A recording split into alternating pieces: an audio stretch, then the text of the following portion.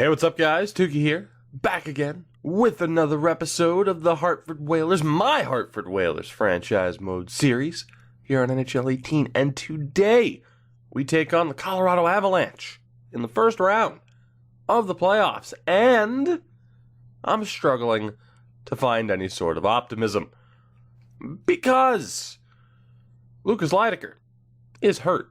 For those that missed it, Lucas Leidecker is hurt. He's going to miss the first round, potentially more. So that is very worrying.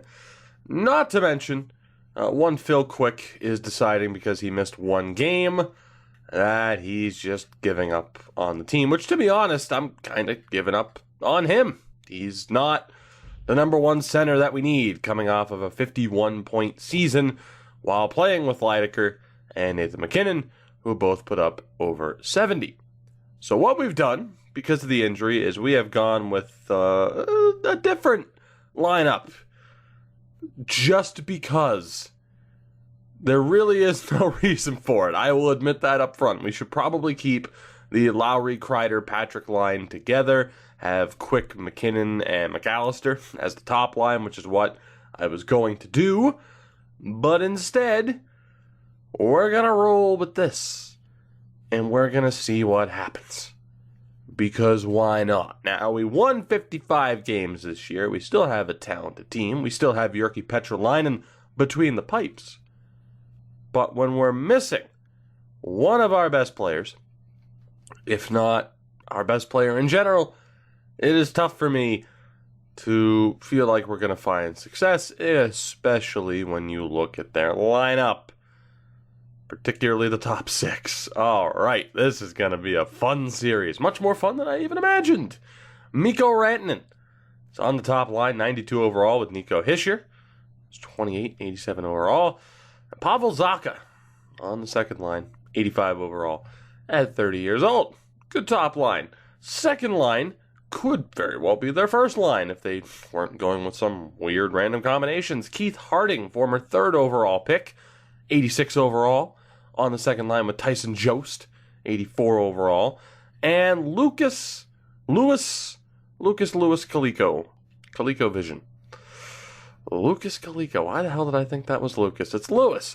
You know what? Admittedly, I woke up a good 10 minutes ago because I was supposed to record these videos last night, and I didn't.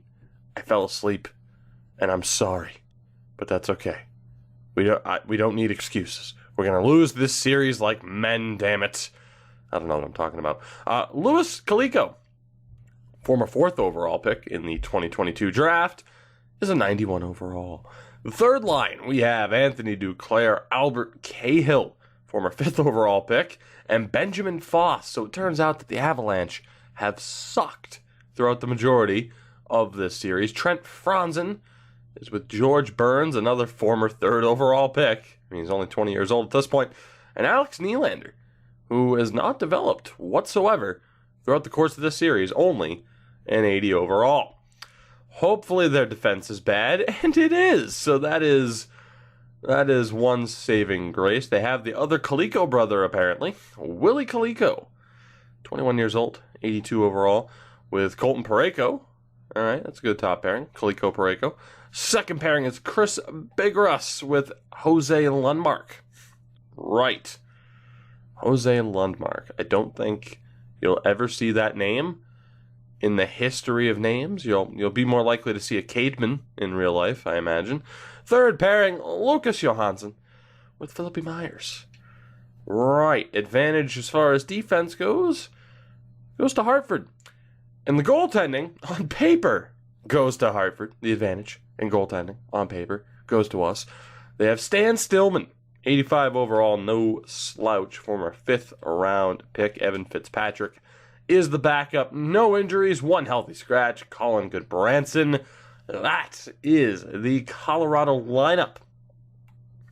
Am I any more optimistic than what I was a moment ago? Absolutely not. Absolutely not. Their offense is terrifying. Their defense, while we have the advantage on paper, will probably outperform ours. Same with the goaltending, because that's how it goes. But who knows? Maybe, just maybe, we'll find some success here. First period of game one on home ice, and there we go. Well, maybe it's a self-fulfilling prophecy. Maybe I should be a little bit more positive. We're down 2-0 at the end of the first. No bueno. Hopefully we can start to turn it around. Second period. All right, you know what? Never mind. Let's be nothing but positive. Let's be overly positive. Although this game is over, so I'm just gonna hit the button here. Harkins ruins the shutout. Harding gets another goal. 4-1 final. We lose game 1 on home ice. 4-1. Not the ideal start for us. At all. Right, but okay. We're done with the negativity. We're done with the pessimism. It's time to be just obnoxiously positive as we're going to win game 2, one game at a time. The road to success starts here. We tripped out of the starting gate. That's okay. We're back on our feet. We brushed ourselves off, and now we're good to go. One game at a time, but just know that success will follow. It's game 2. Try your best, do your best, and you'll succeed as a team.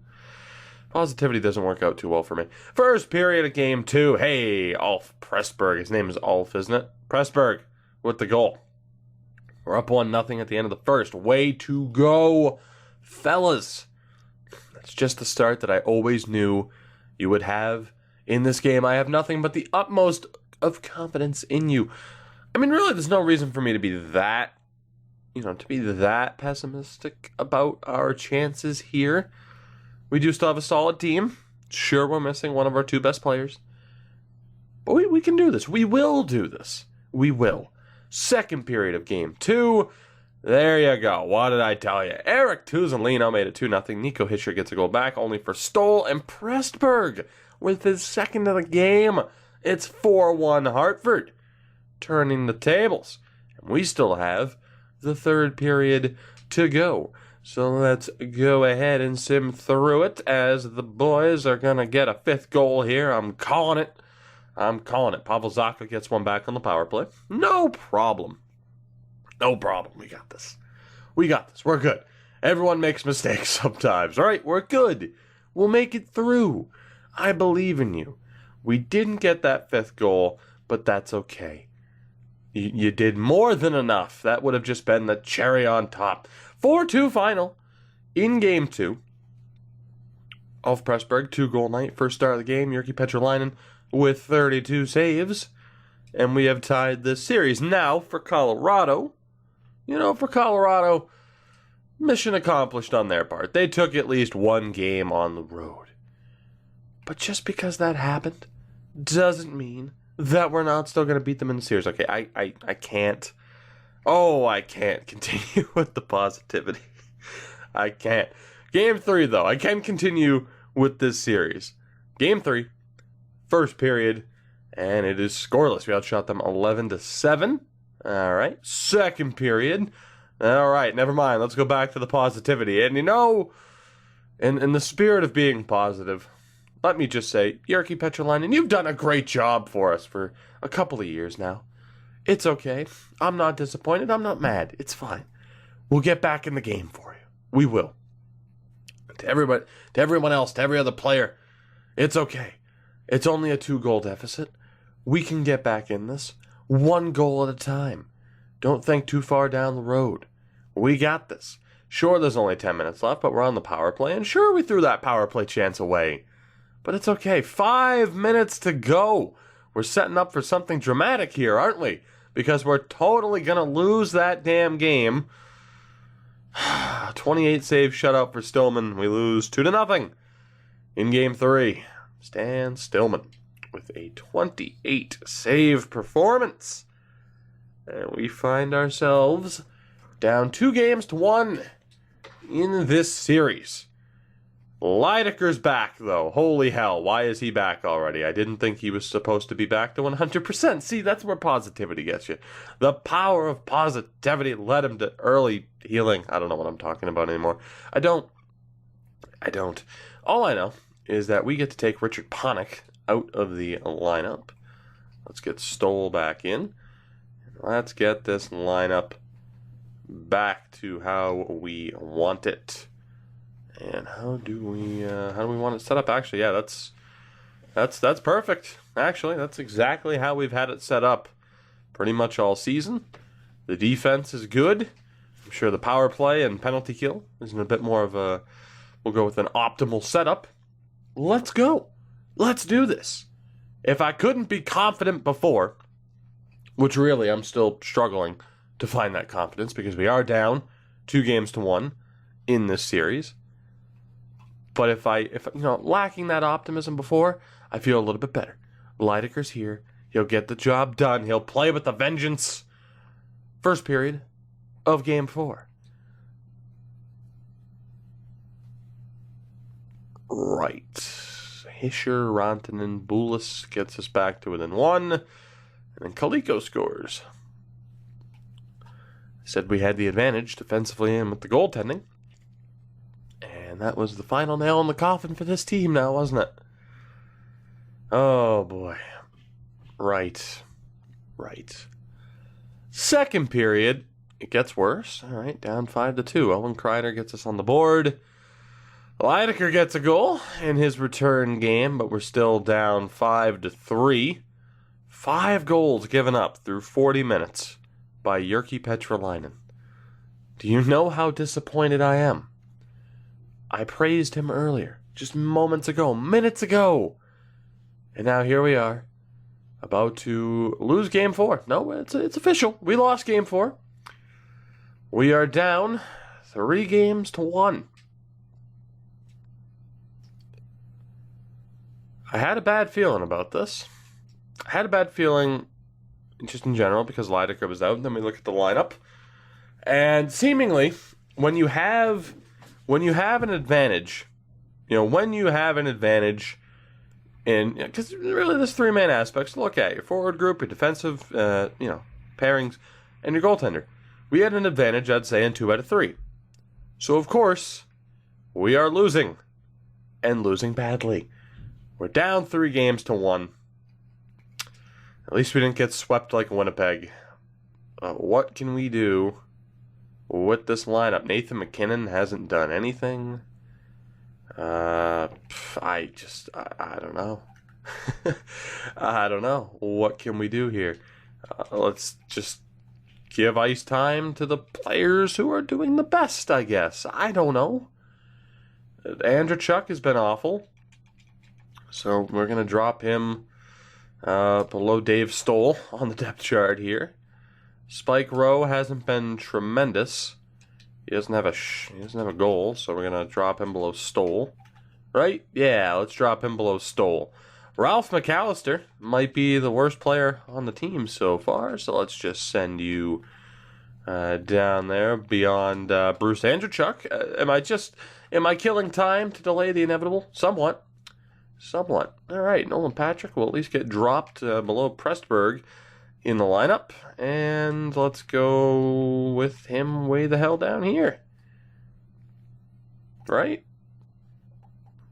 How far do we want to drop him? Yeah, screw it. There we go. Nolan, you're underperforming for no reason whatsoever. Owen Kreider. Let's drop you down to Nolan Patrick territory, shall we? Unfortunately for you, Nolan Patrick gets the nod as he is the veteran. Lowry. What are we going to do with you? I think you get dropped just ahead of Spike Rowe. What else do we want to do here? Nathan MacKinnon has been awful. Absolutely awful. And you know what? I think he's getting dropped way down the order. Why not? Have I lost my mind? Have I thrown in the towel on this? Yeah, somewhat. And how could I not? With underperforming players in the postseason again, we'll have MacKinnon just above Andrechuk. Phil Quick has been awful. Absolutely awful. Right.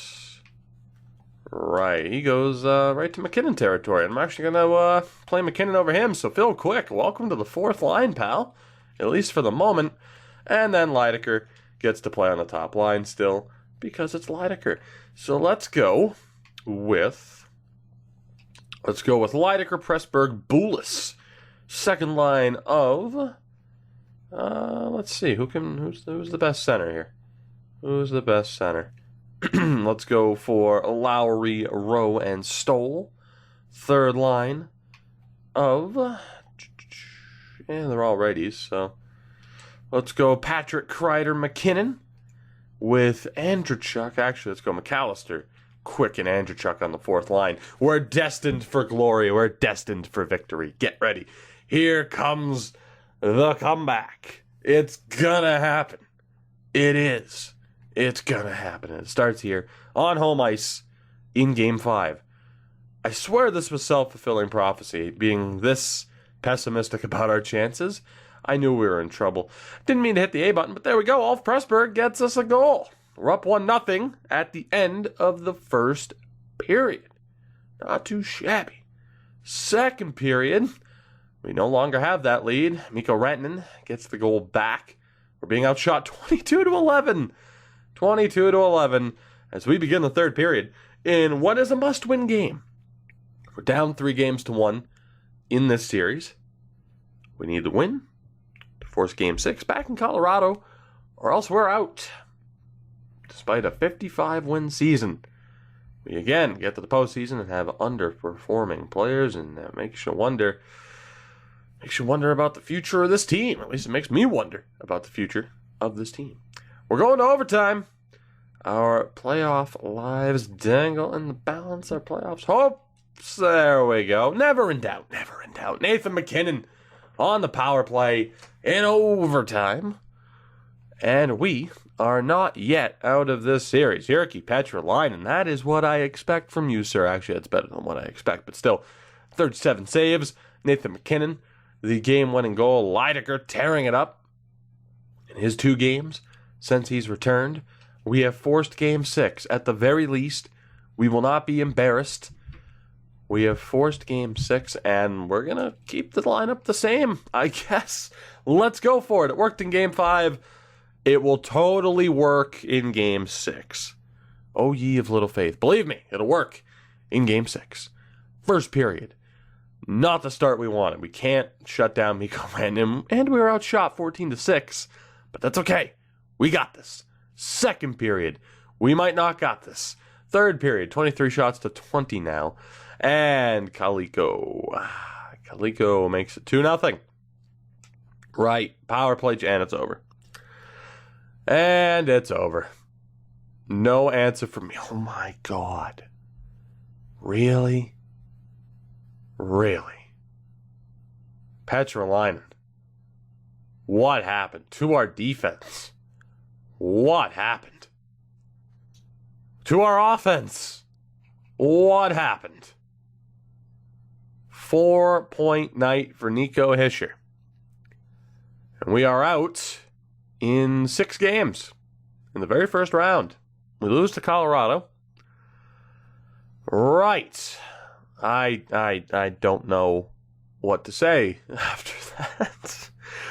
I mean, here's the thing, right? Did I expect us to struggle? Yeah, I did. You know, despite the 55-win season, I mean, being without Petrolainen was absolutely concerning. And to be honest, the dog started barking at a squirrel, so that would explain the fade to black there. But regardless, this is where I was going anyway.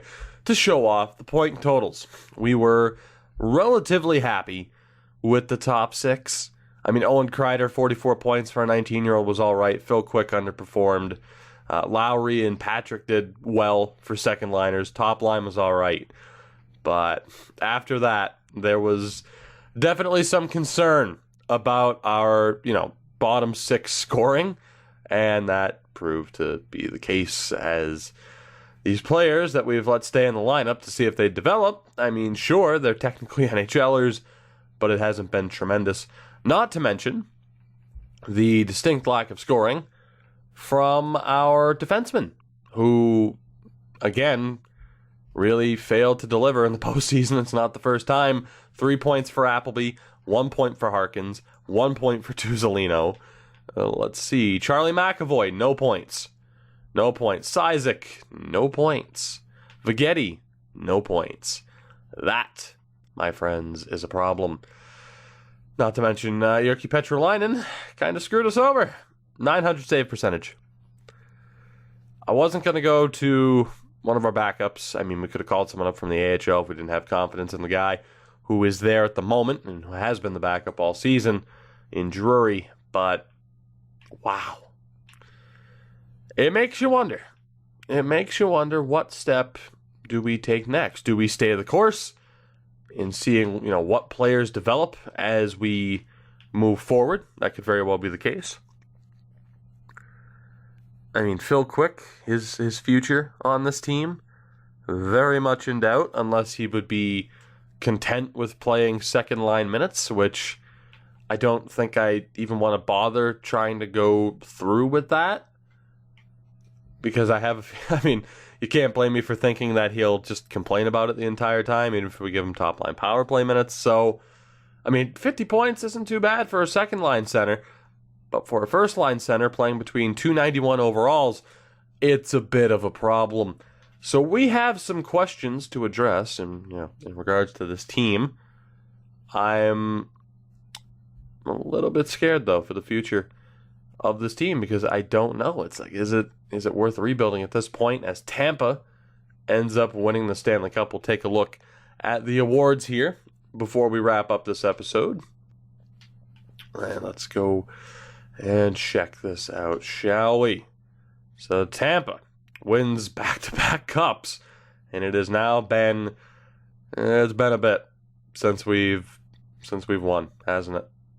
I didn't think necessarily that when we won the cup it was going to be the start of a dynasty, but I'm still a little bit disappointed, especially too because we won the President's Trophy this season. The Art Ross went to Kucherov. Petrolainen won the Hart. Petrolainen won the Hart, and then puts up a 900 save percentage in the postseason. Dougie Hamilton wins the Norris for the second consecutive year. Tarasenko wins the Lady Byng. Ryan Strome won the Conn Smythe. All right. Okay. Petrolainen. Oh, God. So Petrolainen wins the Hart. He wins his second Vezina in 3 seasons, but he put up a 900 save percentage. McDavid wins the Selke. Petrolainen, oh my God. Jyrki Petrolainen just had one of the best seasons a goaltender's ever had. And then we get to the postseason, and he loses it. The Hart, the Vezina, the Ted Lindsay, and he puts up a 900 save percentage in the postseason. I just don't know how to react to that. As Sheldon James won the Yannick Dupree Memorial Award. Good for him. I think it was Sheldon, right? It might have been. If it wasn't, who cares? His name is Sheldon now. It makes it worse knowing that Petrolainen took home all that hardware. It makes it worse. That is unfortunate. 18 goals against in 6 games as compared to Stillman, who wasn't... that's the thing. Stillman wasn't great. He only had a 912 save percentage. He gave up 32 goals. We just lost a series because of Jyrki Petrolainen. There's no doubt. The fact that we lost to a goalie, Petrolainen gave up 18 goals in 6 games, had a 900 save percentage. Stillman gave up 32 goals in 6 games, but still had a 912. It comes down to Petrolainen. And that is, here's the thing. We did have some underperforming players, no doubt about that. But there's no excuse for a Hart, Vezina, and Ted Lindsay Award winner to have a 900 save percentage. And I don't necessarily... Well, here, let's take a look at the shots against. Do we want to blame the defense in front of him? Or did he just not perform? Let's take a look. I'll take a look at Colorado first. Colorado, they gave up 364 shots in that first round, whereas we gave up 180. Yeah, it's not the defense, guys. off the back of a triple crown, Jyrki Petrolainen just cost us that first round series. It wasn't the defense. You could argue maybe lack of offense. But at the end of the day, what was a 4-0 loss should have been a 1-0 loss. It might have still been a loss, but who knows? If it's 1-0 instead of 4-0, maybe things go better for us. I don't know. That is so incredibly disheartening. Wow. So, guys, that will do it for this one. That will do it for this one. As I'll move forward to the draft here, just so I can take a look at the draft pick situation. But in the next episode, I don't know. What are we gonna do? What do you guys think about the future of this team, of this series? Like, who stays, who goes at this point? Do we continue in general? We do have our cup win. I know we have some prospects that a lot of you want to see if they develop or not. We'll at least take a look at the retired players list.